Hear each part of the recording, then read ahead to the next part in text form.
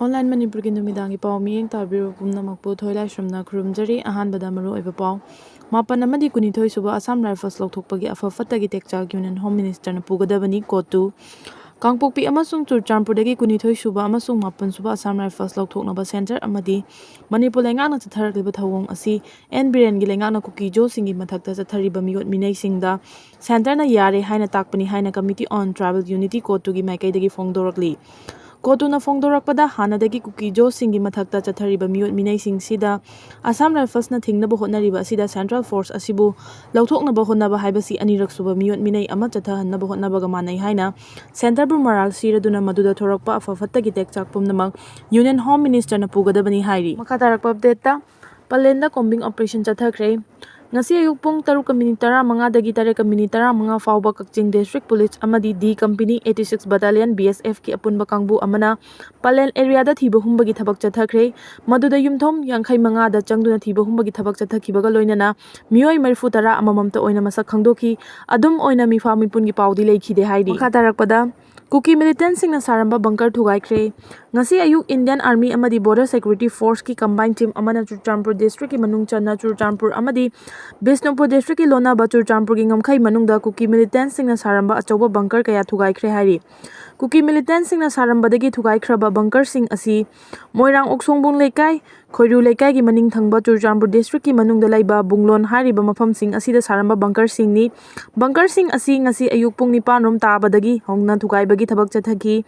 maduda mafam aduda lairiba Kuki nupi singna bunker adu thugaiba yaroi haina athingba piki adubu combined team aduna bunker sing adu thugaiduna manghankhre haidi makha tarakpada bom pokhaibada ex MLA Yamthong Haokip ki Loinabi charubala leikhidre ngarang nungthil pung 3 rom taba matamda Kangpokpi district ki cycle police station gi manung channa Imulam village chalaiba ex MLA Yamthong Haokip ki yumda bom pokhaibagi thodokta mahaki Loinabi mitai ningol charubala 59 leikhidrabi asi Imphal East district ki khuraidagi Yamthong Haokip tamayum panduna leirakpani thodo asiga mari lenana ex MLA Yamthong Haokip na cycle police station gi OC da pisin khiba ariba cherol amagi matung innadi ngarang nungthil pung 3 taba matamda leikhidrabi mahaki Loinabi charubala na yumgi akoiba mafam singda sit sengbagi thabak chathabada khangawdana bom ama pokhairakpadagi sokhi masigi matungda manang nakpo hospital da pukhatuna layengba matamda laikana bangamdana leikhidabani hairi police tagi phangba pawgi matung innadi thodo asi ngarang nungthil pung 3 rom tabada ex MLA Yamthong gi Loinabi na ikaw Mulam village ta makhoi gi mayumda amot akai sing khomdoktuna sit sengba tawraba matung fatta haudi sing mai thadokpada bom ni chingnaba ama oirambadagi pokhairakkhibani haidi charubalana bom pokhaiba duda soktuna community health center cycle da puna bhona ringaida asokpana maram oiraga laikana bangamdana leikhidabani haidi thodo asigi matangda cycle police station gi team ama laktuna bom pokhaifam adu yengsinbaga loinana case ama su lakhatkre haidi makha tarakpa update da Union Minister Munsuk Mandaviana National Sport University 2025 ki October thada sangaragani haina phongdoklamle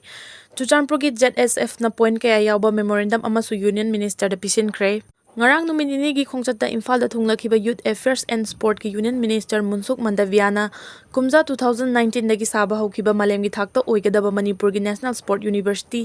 mathang sahi gi October thada sangaragani haina thajaba piramle haina Youth and Affairs Minister Govindas Konthau jamna phongdokre loinana Union Minister na Churchanpur da chatuna mafam dugi civil society amadi maheroi luf kaya unabada Jomi Student Federation ZSF ki maikai dagi point kaya yawba memorandum ama pisinkhre hairi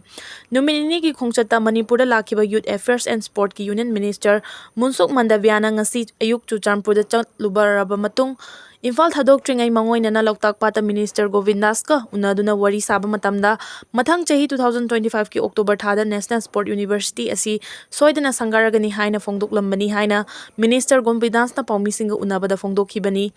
Union Minister ga unaba aduda Minister Govindas Konthaujam L Susindro amadi LDA gi Chairman Morangthem Asni Kumar Yauki loinana Chaklin amasu saminakhi hairi ngasi Union Minister na Manipur da lakhibagi matangda Prime Minister Narendra Modi gi ayaba yaude haiduna paumi sing da wafam amata phongdoklamkhide Chaklin chaminaraba matungda paumi sing na Minister Govindas ta wahang kaya hangbagi matung inna Union Minister ꯐꯣꯡꯗꯣꯛꯂꯝꯃꯤ ꯍꯥꯏꯔꯤꯕꯗꯤ ꯆꯍꯤ 6ꯀꯤ ꯃꯃꯥꯡꯒꯤ ꯏꯝꯐꯥꯜ ꯋꯦꯁꯀꯤ ꯍꯔꯥꯎꯊꯦꯜꯗ ꯁꯥꯒꯠꯂꯤꯕ national sport university ꯑꯁꯤ ꯃꯊꯪ ꯆꯍꯤꯒꯤ October ꯊꯥꯗ ꯁꯪꯒꯥꯕꯒ ꯂꯣꯏꯅꯅ ꯂꯣꯛꯇꯥꯛ ꯄꯥꯠ water sport complex ꯑꯁꯤ ꯃꯇꯝꯒ ꯆꯨꯅꯕ ꯃꯑꯣꯡꯗ ꯁꯦꯝꯒꯠꯂꯒꯅꯤ ꯍꯥꯏꯕꯒꯤ ꯊꯥꯖꯕ ꯄꯤꯔꯝꯈꯤ ꯍꯥꯏꯅ ꯃꯤꯅꯤꯁꯇꯔ ꯒꯣꯕꯤꯟꯗꯥꯁꯅ ꯄꯥꯎꯃꯤꯁꯤꯡꯗ ꯐꯣꯡꯗꯣꯛꯈꯤ꯫ ꯅꯥꯀꯜ ꯑꯃꯔꯣꯝꯗ ꯌꯨꯅꯤꯌꯟ ꯃꯤꯅꯤꯁꯇꯔ ꯑꯁꯤ ꯆꯨꯔꯆꯥꯟꯄꯨꯔ ꯈꯣꯡꯆꯠ ꯑꯗꯨꯗ ꯖꯣꯃꯤ ꯁ꯭ꯇꯨꯗꯦꯟꯠ ꯐꯦꯗꯔꯦꯁꯟ (ZSF)ꯀꯤ ꯃꯥꯏꯀꯩꯗꯒꯤ ꯄꯣꯏꯟꯠ ꯀꯌꯥ ꯌꯥꯎꯕ ꯃꯦꯃꯣꯔꯦꯟꯗꯝ ꯑꯃ ꯄꯤꯁꯤꯟꯈꯤ꯫ ZSF)ꯀꯤ ꯁꯦꯀ꯭ꯔꯦꯇꯔꯤ ꯁꯥꯃꯨꯑꯦꯜ ꯇꯥꯏꯊꯨꯜꯅ ꯐꯣꯡꯗꯣꯔꯛꯄꯒꯤ ꯃꯇꯨꯡ ꯏꯟꯅ ꯉꯁꯤ ꯌꯨꯅꯤꯌꯟ ꯃꯤꯅꯤꯁꯇꯔ ꯃꯨꯟꯁꯨꯛ ꯃꯟꯗꯕꯤꯌꯥꯅ ZSF ꯖꯦꯅꯔꯦꯜ ꯍꯦꯗꯀ꯭ꯋꯥꯇꯔꯗ ꯐꯝꯃꯤꯟꯅꯗꯨꯅ ꯋꯥꯔꯤ ꯋꯥꯇꯥꯏ ꯁꯥꯟꯅꯈꯤ, ꯃꯗꯨꯗ ꯃꯅꯤꯄꯨꯔꯗ ꯍꯧꯖꯤꯛ ꯊꯣꯛꯂꯤꯕ ꯏꯔꯥꯡ ꯑꯁꯤꯅ ꯃꯔꯝ ꯑꯣꯏꯔꯒ ꯃꯐꯝ ꯑꯗꯨꯒꯤ ꯅꯍꯥꯁꯤꯡꯅ ꯊꯦꯡꯅꯔꯤꯕ ꯑꯃꯗꯤ ꯃꯥꯌꯣꯛꯅꯔꯤꯕ ꯈꯨꯗꯣꯡꯆꯥꯗꯕ ꯀꯌꯥꯒ ꯃꯇꯥꯡꯗ ꯄꯨꯈꯠꯈꯤ꯫ ꯃꯅꯨꯡ ꯆꯟꯅ ꯏꯔꯥꯡ ꯑꯁꯤꯅ ꯃꯔꯝ ꯑꯣꯏꯔꯒ ꯃꯍꯩꯔꯣꯏ ꯀꯌꯥꯒꯤ ꯃꯍꯩ-ꯃꯁꯤꯡ ꯇꯝꯕꯒ ꯃꯔꯤ ꯂꯩꯅꯅ ꯁꯥꯔꯇꯤꯐꯤꯀꯦꯠ ꯑꯃꯗꯤ ꯃꯔꯤ ꯂꯩꯅꯕ ꯆꯦ-ꯆꯥꯡ ꯀꯌꯥ ꯃꯥꯡꯈꯤꯕꯅ ꯃꯈꯥ ꯇꯥꯅ ꯃꯍꯩ ꯇꯝꯕꯗ ꯈꯨꯗꯣꯡꯆꯥꯗꯕ ꯃꯥꯌꯣꯛꯅꯔꯤꯕ ꯑꯗꯨꯒꯤ ꯃꯇꯥꯡꯗ ꯈꯪꯍꯟꯗꯨꯅ ꯁꯦꯟꯇꯔꯅ ꯀꯔꯤ ꯇꯧꯕ ꯌꯥꯕꯒꯦ ꯍꯥꯏꯕ ꯌꯦꯡꯁꯤꯟꯅꯕ ꯑꯄꯤꯜ ꯇꯧꯈꯤ꯫ ꯖꯣꯃꯤ ꯁ꯭ꯇꯨꯗꯦꯟꯠꯁꯤꯡꯒꯤꯗꯃꯛ ꯑꯦꯛꯖꯥꯝ ꯁꯦꯟꯇꯔ ꯆꯨꯔꯆꯥꯟꯄꯨꯔꯗ ꯄꯤꯅꯕ ꯑꯃꯗꯤ ꯆꯨꯔꯆꯥꯟꯄꯨꯔ ꯃꯦꯗꯤꯀꯦꯜ ꯀꯣꯂꯦꯖ ꯂꯣꯏꯁꯤꯟꯅꯕ ꯋꯥꯐꯝꯁꯤꯡ ꯄꯨꯈꯠꯇꯨꯅ ꯌꯨꯅꯤꯌꯟ ꯃꯤꯅꯤꯁꯇꯔꯗ ꯈꯪꯍꯟꯈꯤ ꯍꯥꯏꯅꯁꯨ ꯐꯣꯡꯗꯣꯔꯛꯂꯤ꯫ ꯉꯁꯤ ꯅꯨꯃꯤꯠ ꯌꯨꯡꯕ ꯃꯇꯨꯡ ꯄꯨꯡ 1:30ꯒꯤ ꯐ꯭ꯂꯥꯏꯠꯇ ꯃꯣꯟꯁꯨꯛ ꯃꯟꯗꯕꯤꯌꯥ ꯑꯦꯌꯔꯄꯣꯔꯠꯇꯒꯤ ꯏꯝꯐꯥꯜ ꯊꯥꯗꯣꯛꯈꯤ꯫